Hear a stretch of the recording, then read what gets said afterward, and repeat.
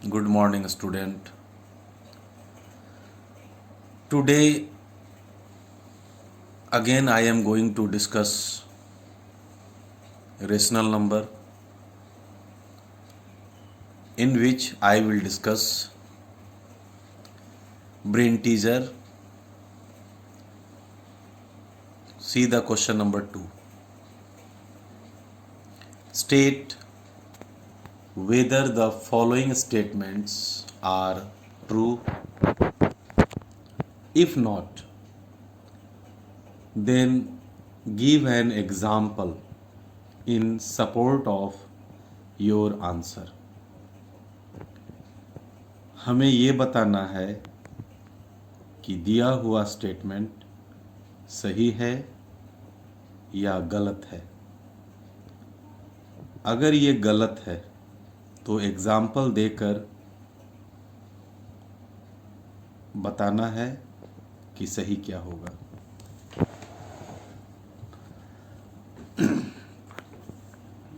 Question, if P by Q greater than RYS, then absolute value of P by Q is greater than absolute value of RYS। कोई question जो P by Q के form में है और RYS के form में है, अगर P by Q बड़ा है RYS से तो एब्सोल्यूट वैल्यू भी बड़ा होगा। But this statement is false. How? Let P by Q is equal to -2/3 and R/S is equal to -4/3. Denominator are same. See numerator, -2 and -4. -2 is greater than -4. Then we can write, since -2/3 is greater than -4/3, therefore P by Q greater than RYS. Now absolute value of P by Q we can write as is equal to -2/3, and absolute value of -2/3 is equal to 2/3, and absolute value of RYS is equal to -4/3 is equal to 4/3। -2/3 का absolute value 2/3 होगा और -4/3 का absolute value 4/3 होगा। लेकिन but 2/3 is less than 4/3, क्योंकि 2 छोटा है और 4 बड़ा है, क्योंकि डिनोमिनेटर दोनों का सेम है। Then we can write its absolute value and its absolute value. -2/3 का एब्सोल्यूट वैल्यू 2/3 था और -4/3 का एब्सोल्यूट वैल्यू 4/3 था। See we can write this value as, then we can say that absolute value of P by Q is less than absolute value of RYS। तो आपने देखा कि P by Q जो RYS से बड़ा था, वो एब्सोल्यूट वैल्यू फाइंड करने पर हमने देखा कि P by Q अब छोटा हो गया RYS से। Then you can say that this statement is false. Now next question, question number 2. If absolute value of x is equal to absolute value of y, then the value of x is equal to y. But this statement is also wrong, so we can write false. But we have to show how this statement are not true. Let x is equal to minus 1 by 3 and y is equal to 1 by 3. Both rational number are same, but here minus sign, this is negative and this is positive. Here absolute value of x means minus 1 by 3 is equal to absolute value of minus 1 by 3 is equal to 1 by 3, and absolute value of y is equal to, we can write 1 by 3 absolute value, and absolute value of 1 by 3 is equal to 1 by 3. Since 1 by 3 and 1 by 3 both are equal, therefore we can say that absolute value of x is equal to absolute value of y. But minus 1 by 3 not is equal to 1 by 3, जैसा कि मैंने x और y को माना था. Hence we can say that x not is equal to y. That is why this statement is not true. See next question.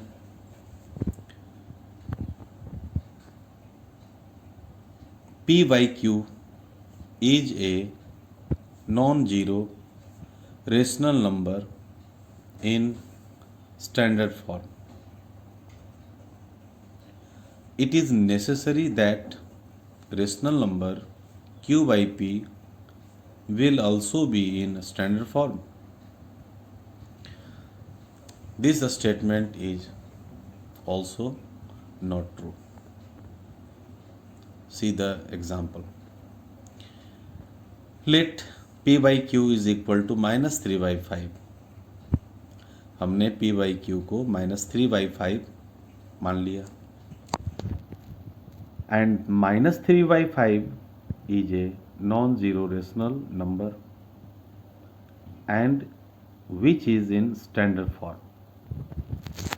But Q by P, अगर हम इस नंबर को रिवर्स कर दें, Q by P के form में लिखें, तो हम क्या लिखेंगे 5 बाई माइनस 3. और हम लोग जानते हैं कि माइनस डिनोमिनेटर नहीं होना चाहिए. अगर डिनोमिनेटर माइनस के रूप में है, then we can say that it is not in standard form. Then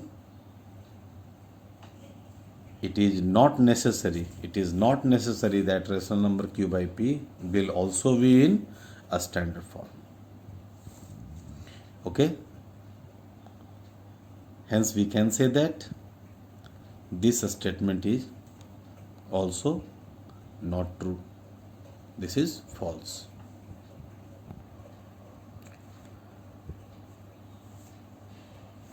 Question number 5 of brain teaser. On a number line, what is the length of the line segment joining 3 and minus 3? Number line पर इस दोनों number को बताना है और यह बताना है कि दोनों के बीच का लेंथ कितना है, डिस्टेंस कितना है. तो सबसे पहले हम एक लाइन ड्रॉ करेंगे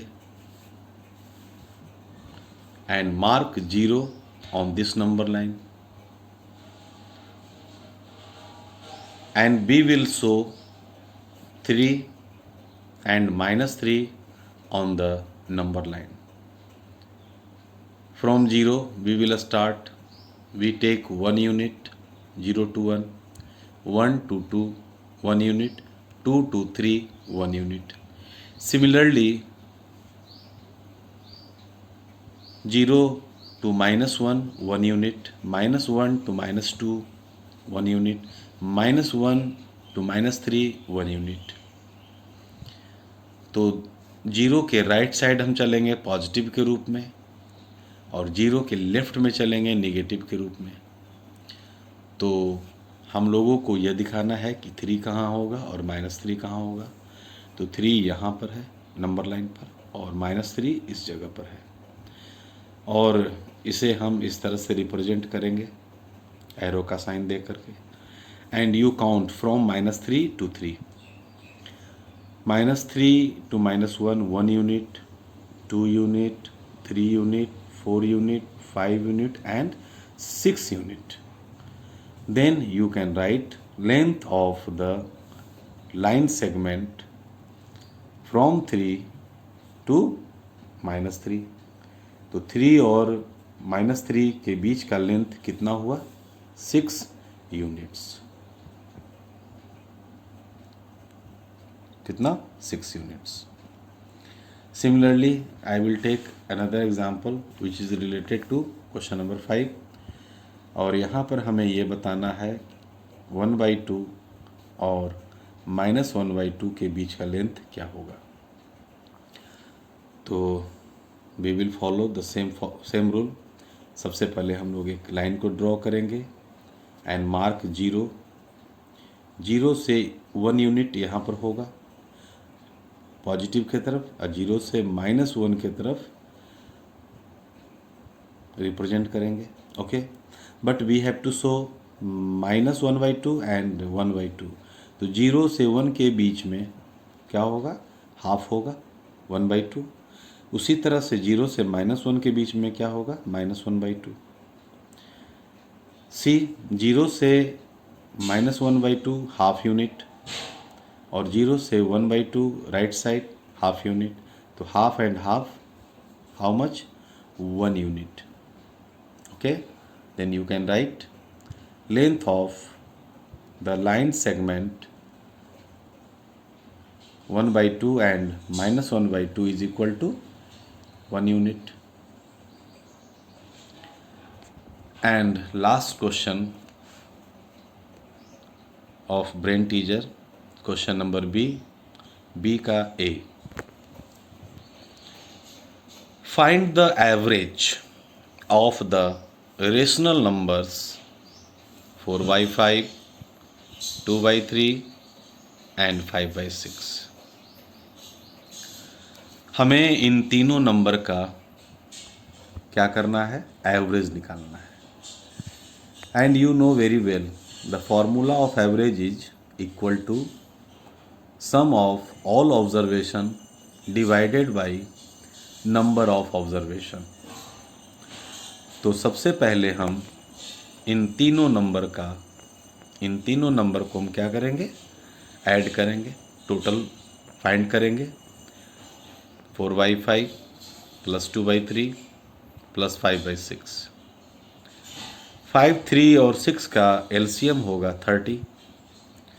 5 6 जा 30, 6 4 जा 24 प्लस 3 10 जा 30, 10 2 जा 20 प्लस 6 5 जा 30, 5 5 जा 25।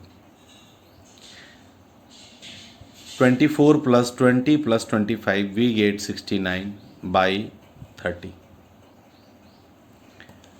The sum of these rational number are 69/30 and number of observation is equal to 3. How many numbers? 1 2 3 and number of observation is 3. Then we have to find average। जैसा कि मैंने डिस्कस किया, the average of rational number is equal to sum by number of observation। Sum 69/30 you can write and number of observation is 3। 69/30 divided by 3, तो मैंने लिखा है divided by 3, 3/1 and 69/30 into 1/3। 69 divided by 3 23 से divide हो जाएगा 69 3 से and we get 23/30। Okay, इस तरह से आपने देखा कि average of the rational number is 23/30. Okay, thank you.